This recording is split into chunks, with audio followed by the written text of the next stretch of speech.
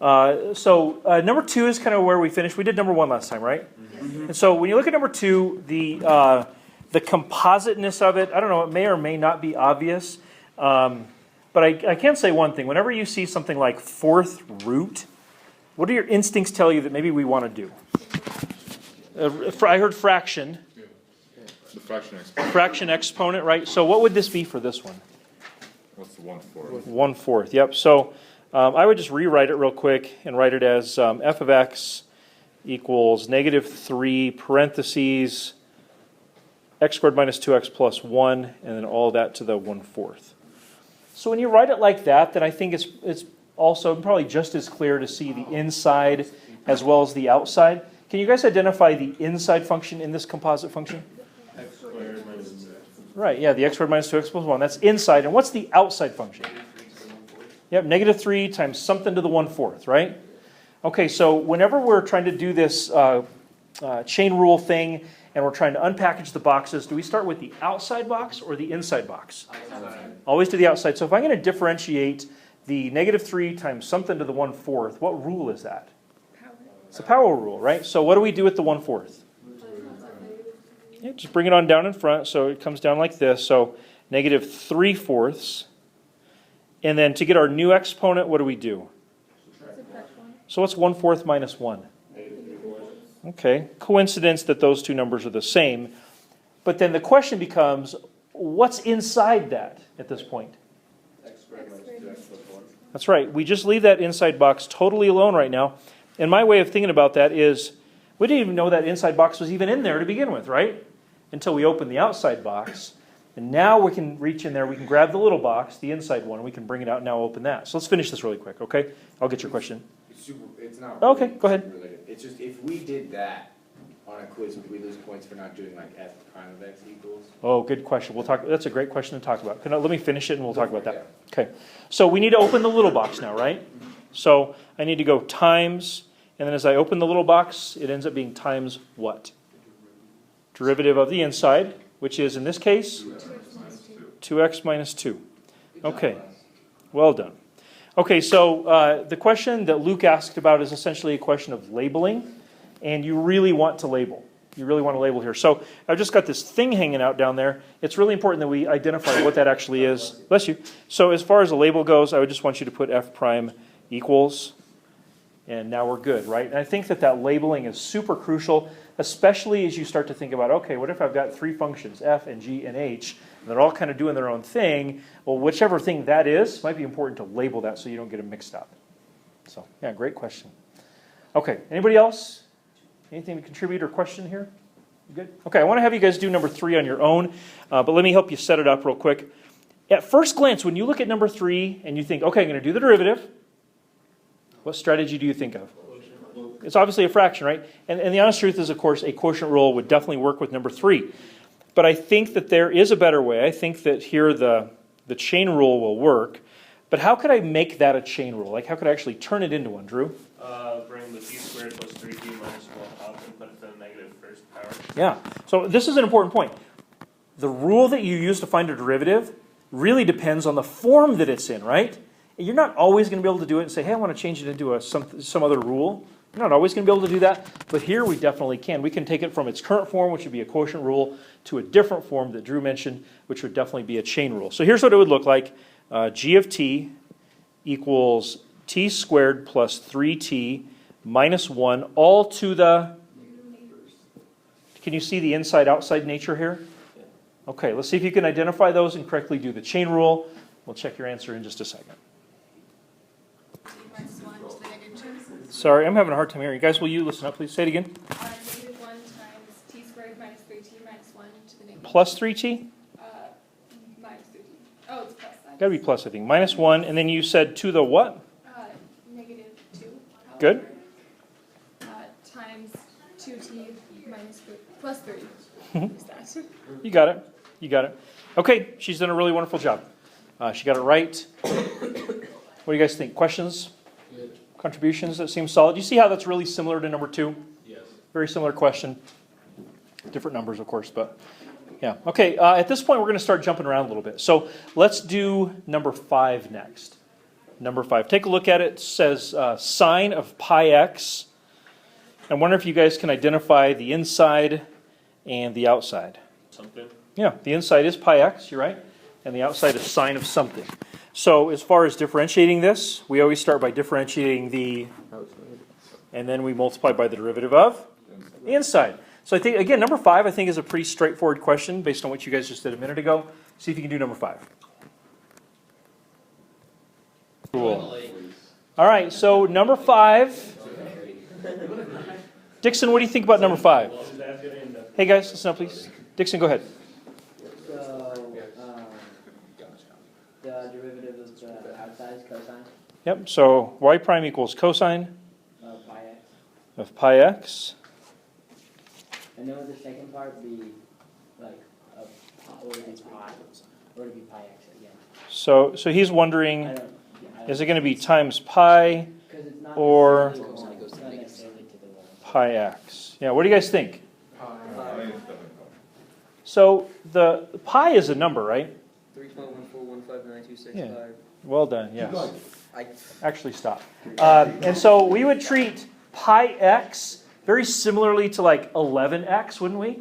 So what's the derivative of 11x? 11. 11, so the derivative of pi x would just be pi. So, Okay. yep, I agree with your first instinct there was the right one. So cosine of pi x times pi.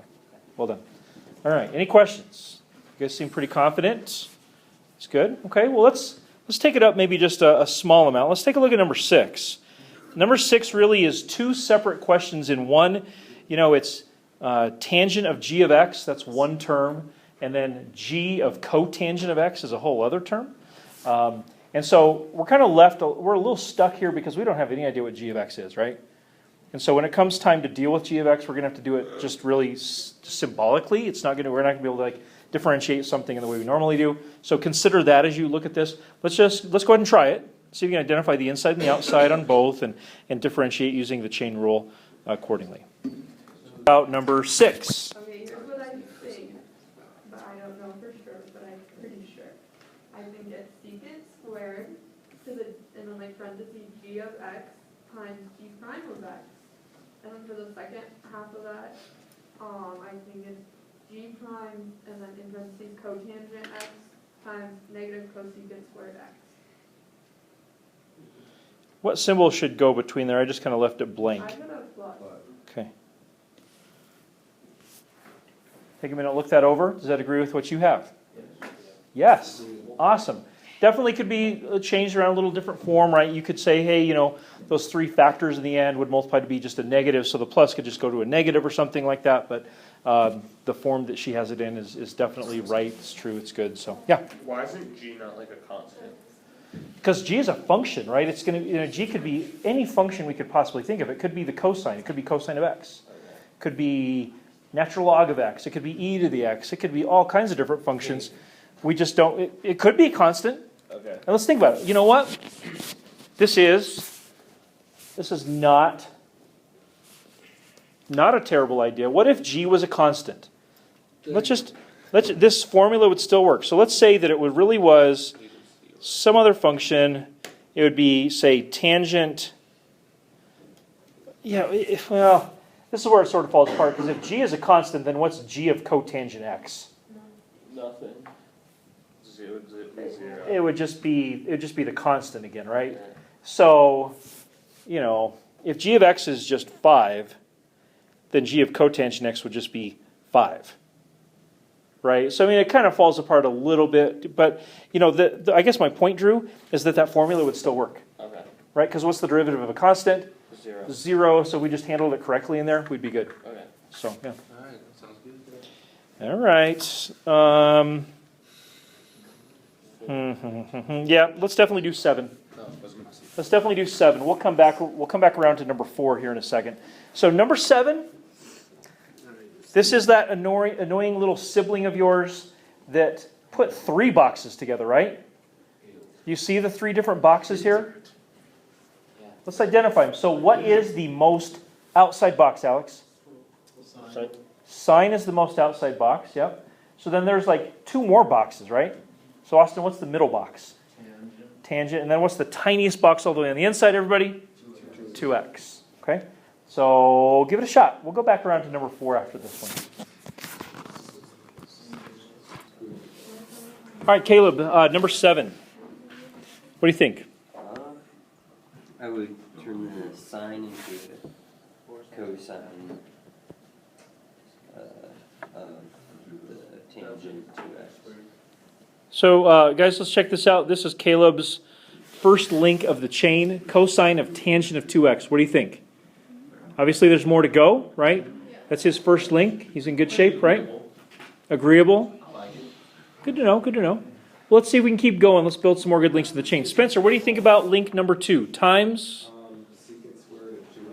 Secant squared of 2x. What do you think about that? Is he building another link into the chain that works? I like what he did there too. I agree. Hallie, how about the final link in the chain? Times 2. Simple, to the point, and totally correct. Any questions?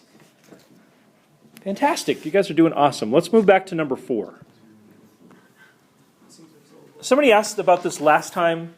With the problem like number 4, isn't it true that this is sort of a combination of skills? Yeah, it's like, So do you see how this could be interpreted as a function within another function? I can see it. So if we're going to look at it that way, what is the outside function?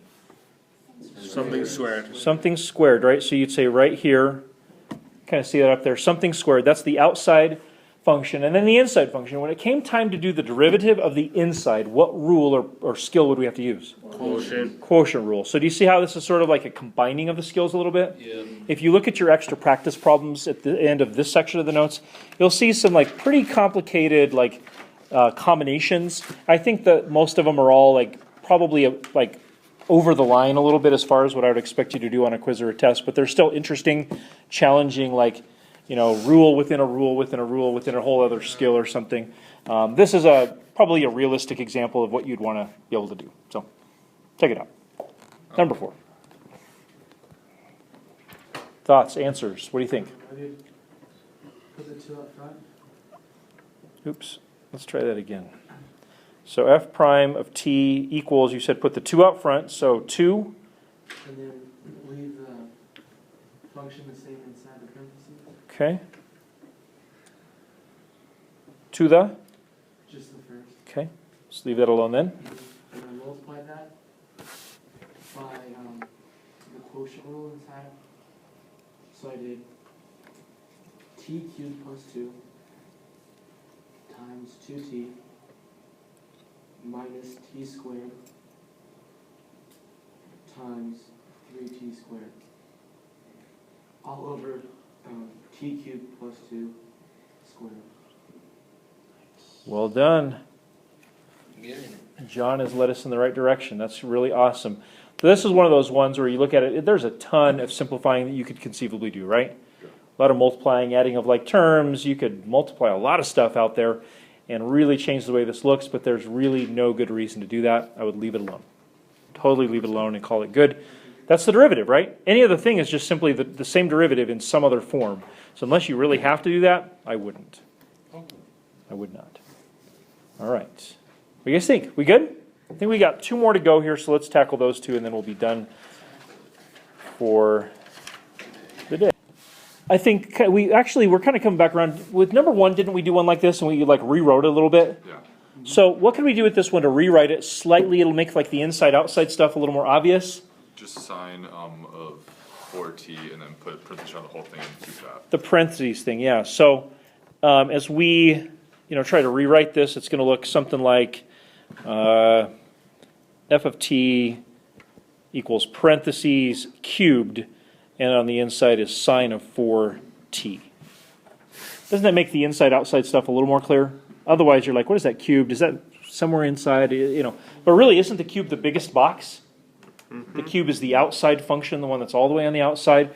So if the cubed is the outside function, what is the kind of the middle box, the one that's in between? Sine or something. Sine of whatever. What's the tiny box? 4t. 4t. That's the one that's all the way on the inside. So let's see if we can, break this out with the chain rule and figure out what f prime is.